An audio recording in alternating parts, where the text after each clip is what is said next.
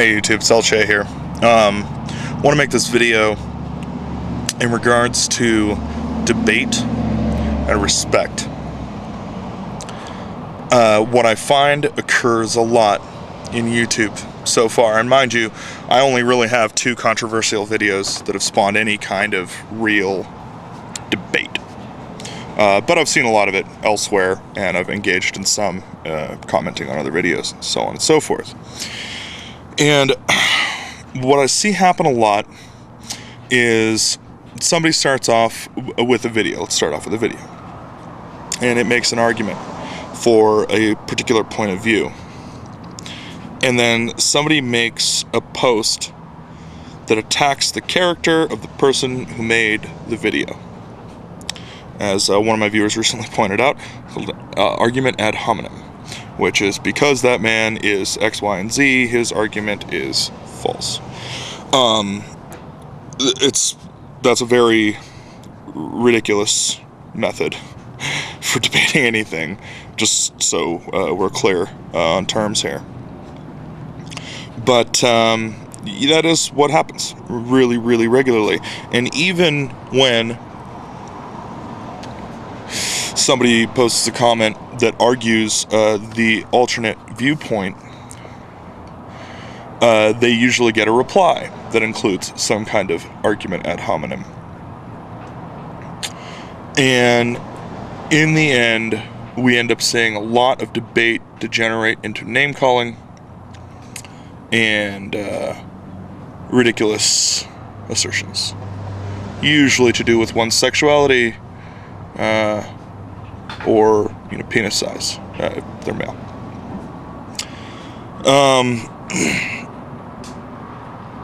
And it doesn't help, guys.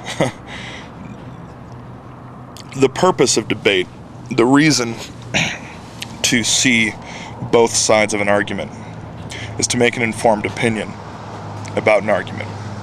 And even once you've made an informed opinion about an argument, don't think that your struggle is over. As an intellectual, you should be constantly reevaluating the things that you believe, the things that you believe you know, and the things that you know. By doing that, and by never shutting out input from varying perspectives, you increase your awareness and allow for unity in ways that rigid acceptance of rhetoric does not allow.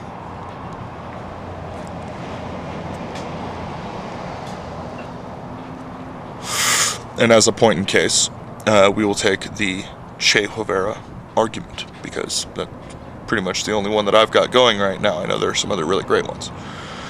And maybe I'll get involved in those at some point, although you guys may find me a little tame when it comes to arguing either side of a perspective, because for most part, just like the Che Guevara argument, I am something of a moderate. I understand from the perspective of a American raised in America, raised to believe a certain way about Che and what he did, who he was, blah, blah, blah, blah, blah. That Che did some deplorable things, sure. I also understand from the other side that Che and his philosophies, his writings, his where the revolution came from, not necessarily where it went to, was a huge galvanizing force and kind of a realization that we as a people can unite, we can win. It's kind of the most modern example of what we saw during the Revolutionary War in America. In the Revolutionary War, you had a small band of patriots who believed that their people were oppressed and wanted to free them. And to do so, they established a republic, but not until after they had fought the war. And during the war, atrocious things were done on both sides. So until you open yourself up enough to see and understand both sides of any given argument, you will continue to perpetuate the division that stops us from unifying. The founders had a lot of disagreements, but in the end, I can't remember if it was Franklin or Jefferson who said, we had better all hang together, otherwise we will surely hang alone. And that's really the end-all be-all point of the revolution. How do we get the people to stop clinging to their differences of opinion over really what's trivial in comparison to what it is we're facing, and embrace the likeness between us, the fact that in the modern time we are the agrarian, we are the proletariat, we are the oppressed. And I don't care if you're, making pretty big bucks working at, some law firm, or if you are, picking rice in Asia for nothing. The people of this world, the masses, have been abandoned by their governments and by their corporations and by their bankers.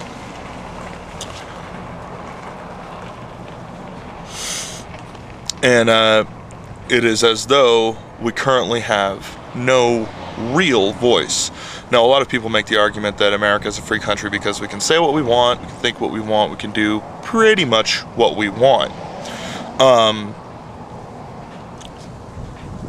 But not all slavery appears to be slavery. In fact, that slavery which is most complete is against the man who believes himself to be free. And until we acknowledge that and see past the charade of freedom, it's kind of like, who teaches your kids? What are they teaching them? Do you have control over that? Is that freedom?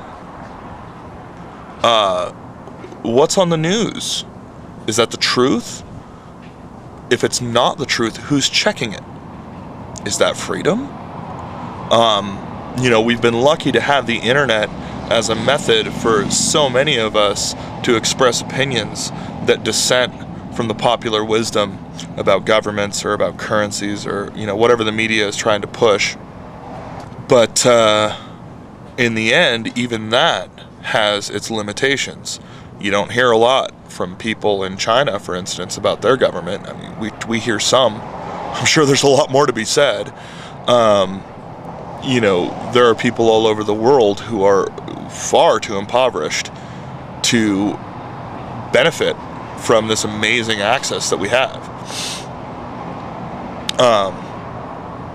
So I think the point of this video, and the whole reason I'm even talking about this today, is, from my viewership at least, I would really, really like to see a concerted effort to debate in a positive and constructive manner. Let's not degenerate to name calling. Let's not just throw off the other side because we think that they're wrong. Listen to them. You can still think that they're wrong. It's really not that bad of a thing. Say, yeah, I agree with what you're saying here and here.